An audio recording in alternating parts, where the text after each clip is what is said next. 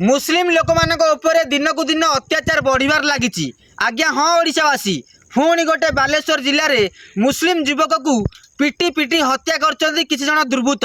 आपण मानकर जदि विश्वास होनी टिके ये वीडियो देखंतु। जय श्री राम को भाई, जय श्री राम को मार भाई, जय श्री राम को भाई ना मार सर भाई, जय श्री राम को मार गया ए कौन है किसे देखो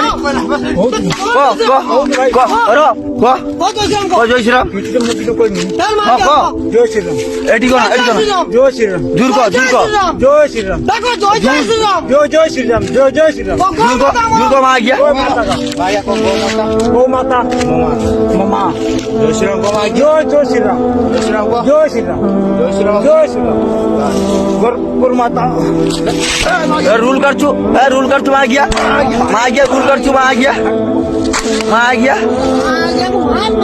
देखिले तो ओडिशावासी ए दुर्बृत्त माने धर्म ना रे गोटे मुस्लिम भाईटी को पिटी पिटी हत्या करचंती।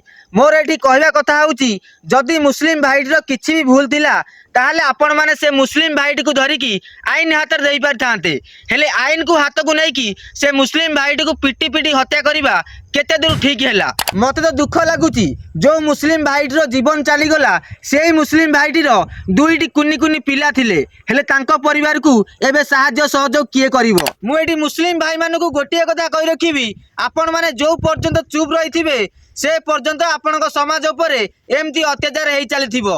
आपण माने विचार करंतु कौन करिवे। बाकी सबु धर्म लोक मानकु गोटिए कथा कहि रखिबी, धर्म नारे दंगा सृष्टि न करिकी निज भितर थिबा मनुष्य पणिया को देखांतु।